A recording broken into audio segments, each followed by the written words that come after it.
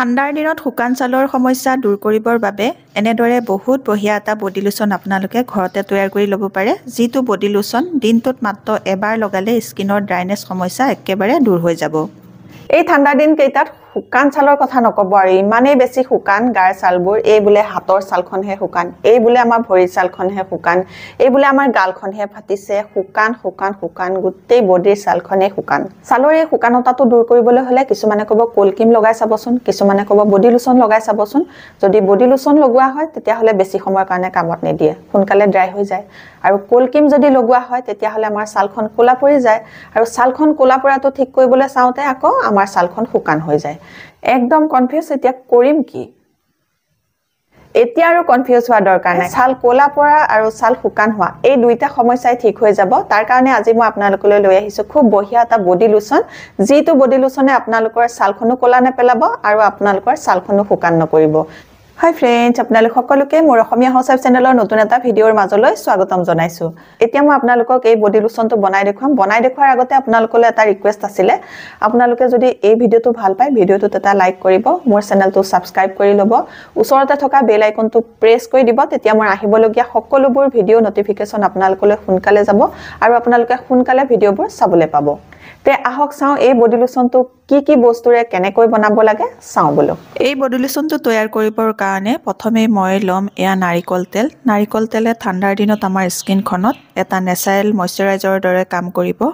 ইয়াত এন্টি এজিংও গুণ পোৱা যায় এতিয়া মই ললো এয়া নাৰিকল তেল এচামুচ আৰু ইয়াৰ পাছত লম মই এয়া গোলাপ জল এই গোলাপ জলে আমাৰ স্কিনখন সফট কৰিবলৈ সহায় কৰিব সেই কাৰণে মই নাৰিকল তেলৰ লগত গোলাপ জল এচামুচো মিক্স কৰি লৈছো নাৰিকল তেল আৰু গোলাপ জল সমান পৰিমাণে লোৱাৰ পাছত এতিয়া মই লম এইটো তিল তেল এক প্ৰকাৰৰ নেচাৰেল তেল হয় যিটো আমাৰ ছালৰ বাবে বহুত বেছিকৈ ভাল হয় এন্টি এজিং গুণেৰে ভৰপুৰ এই তিল তেল স্কিনত লগালে বয়সৰ ছাপ দূৰ কৰিব পাৰে বুলি আপোনালোকে জানেনে বাৰু এই তিল তেলটো আমাৰ স্কিনত লগালে স্কিনৰ ড্ৰাইনেছ দূৰ কৰিব পাৰে স্কিনৰ বডি ৰেখা দূৰ কৰিব পাৰে স্কিনখন গ্লোইং কৰিব পাৰে সেই কাৰণে মই এই বডি লোচনটো বনাবৰ কাৰণে ইয়াত তিল তেল ব্যৱহাৰ কৰিছো আৰু তিল তেল লৈছো মই এয়া এচামুচৰ জোখাৰে তিনিটা বস্তু মই সমান পৰিমাণে লৈছো দেখিছেনে মিক্স কৰি ললো তিনিটা বস্তু মিক্স কৰি লোৱাৰ পাছত ইয়াতে মই মিলাম এতিয়া গ্লিচাৰিনো আমাৰ স্কিনৰ ড্ৰাইনেছ দূৰ কৰিবলৈ বহুত বেছিকৈ সহায় কৰে স্কিনখন টাইট কৰি ৰাখিবলৈ বহুত বেছিকৈ সহায় কৰে ঠাণ্ডাৰ দিনত আমি স্কিনত গ্লিচাৰিন লগাব লাগে গ্লিচাৰিন মই এচামুচতকৈ অকণমান এয়া বেছিকৈ লৈছো তাৰ পাছত মই এয়া গোটেই কিটা বস্তু আকৌ এবাৰ মিক্স কৰি ললো মিক্স কৰি লোৱাৰ পাছত ইয়াৰ লগতে এতিয়া মই মিক্স কৰিম এয়া এলোভেৰা জেলটো আপোনালোকে যিকোনো ব্ৰ্যান্ডৰে ল'ব পাৰে মই এয়া এলোভেৰা জেল লম এতিয়া 2 চামুচৰ জোখাৰে এলোভেৰা আমাৰ ছালখন সফট কৰিবলৈ কোমল কৰিবলৈ গ্লো কৰিবলৈ বহুত বেছিকৈ সহায় কৰিব এলোভেৰা জেলখিনি দিয়াৰ পাছত খুব ভালকৈ গোটেই কিটা বস্তু মিক্স কৰিব লাগিব যিমানে ভালকৈ আপোনালোকে এনেকৈ মিক্স কৰি থাকিব সিমানে ভালকৈ আপোনালোকৰ এই বডি লোচনটো বনিব খুব ভালকৈ মিক্স কৰিব লাগিব আৰু মিক্স কৰোতে এনে ধৰণৰ এটা খুব বঢ়িয়া ক্ৰিমি টেক্সচাৰ আহি যাবগৈ ইয়াৰ পাছত ইয়াৰ লগতে এতিয়া মই মিক্স কৰিম অকণমান ভেসলিন এতিয়া মই আধা চামুচৰ জোখাৰে এয়া লৈছো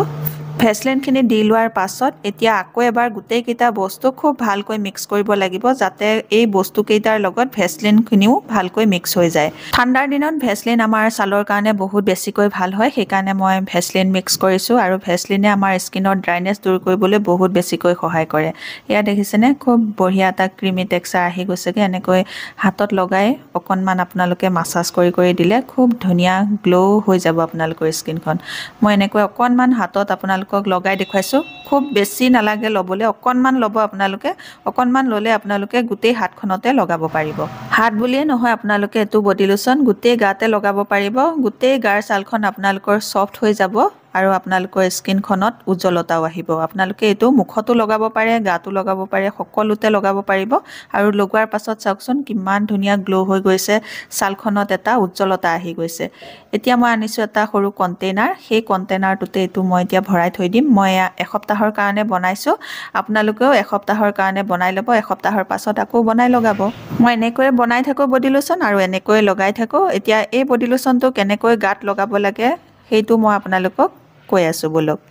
এতিয়া তৈয়াৰ হৈ গ'ল খুব বঢ়িয়া এটা বডি লোচন এই বডি লোচনটো কেনেকৈ তৈয়াৰ কৰিলো কি বস্তু মিক্স কৰিলো আপোনালোকে দেখা পালে যি বস্তু মিক্স কৰিছিলো গোটেই কিটা বস্তু আমাৰ ছালখনৰ শুকানতা দূৰ কৰিব আৰু আমাৰ ছালখন যদি কুছ খাই গৈছে সেই কুছ খোৱা সমস্যা দূৰ কৰিবলৈ সহায় কৰিব এন্টি এজিংৰো কাম কৰিব এই বডি লোচনটো আপোনালোকে এসপ্তাহ ব্যৱহাৰ কৰি চালে গম পাব মাত্ৰ এসপ্তাহৰ ভিতৰতে আপোনালোকৰ ছালখন উজ্জ্বল কৰি তুলিব যদি আপোনালোকৰ গাল ফাটিছে হাত ফাটিছে সেই ফটা সমস্যা একেবাৰে দূৰ কৰি দিব এই বডি লোচনটো বহুত ভাল পাব আপোনালোকে এটো যদি ব্যৱহাৰ কৰে বজাৰৰ বডি লোচন ব্যৱহাৰ কৰিবলৈ একেবাৰে পাহৰি যাব মুখত লগাবলৈ হলে আপোনালোকে মুখত লগাব বেছি লব নালাগে অকনমান হলে আপোনালোকৰ খুব ধুনিয়াকে ছালখন ময়শ্চাৰাইজ কৰি দিব আৰু ছালখনৰ শুকানতাটো দূৰ কৰি দিব অকনমান লৈ পেলাই আপোনালোকে মুখত ভালকৈ লগাই পেলাই 2-3 মিনিট সাৰ্কুলাৰ মোচনত মাসাজ কৰি দিব হাত ভৰিত লগাওতে আপোনালোকে অকনমান লব লগাই পেলাই এনেকৈ লগাই অকনমান মাসাজ কৰি দিব তেতিয়া আপোনালোকৰ নোমৰ গুৰিৰে ছালখনলৈ সোমাই যাব এই বডি লোচনটো আৰু আপোনালোকৰ ছালখন গোটেই দিনটোৰ কাৰণে ময়শ্চাৰাইজ কৰি ৰাখিব ড্ৰাইনেছটো দূৰ কৰি দিব বজাৰৰ যিবোৰ বডি লোচন আমি গাত যদি লগাও তেতিয়া হলে আমাৰ গাত লগোৱা অলপ সময় পাছতে আকৌ আমাৰ স্কিনখন ড্ৰাই হৈ যায় এইটো বডি লোচন কিন্তু তেনেকুৱা নহয় দিনটোত আপোনালোকে এবাৰ লগাই চাব এবাৰ লগোৱাৰ পাছত আপোনালোকৰ গোটেই দিনটোৰ কাৰণে ছালখন ধুনিয়াকৈ ময়শ্চাৰাইজ হৈ থাকিব ছালখন হাইড্ৰেট হৈ থাকিব আপোনালোকৰ ছালখন শুকান হৈ নাযাব বহুত বেছি শুকান ছালৰ বাবে আজি মই আপোনালোকক এই ভিডিওটোত খুব বঢ়িয়া এটা বডি লোচন বনাই দেখুৱালো এই বডি লোচনটো যদি আপোনালোকে ভাল পাইছে তেতিয়া হলে মোৰ ভিডিওটোত এটা লাইক কৰিব মোৰ চেনেলটো সাবস্ক্ৰাইব কৰি লব আৰু ভিডিওটো আপোনালোকৰ ফ্ৰেণ্ড আৰু ফ্যামিলিৰ লগত শেয়াৰ কৰি দিব নতুন এটা ভিডিওৰ সৈতে নতুন এটা বেলেগ টিপছৰ সৈতে আপোনালোকৰ মাজলৈ আকৌ আহিম তেতিয়ালৈকে নমস্কাৰ আজিলৈ আহো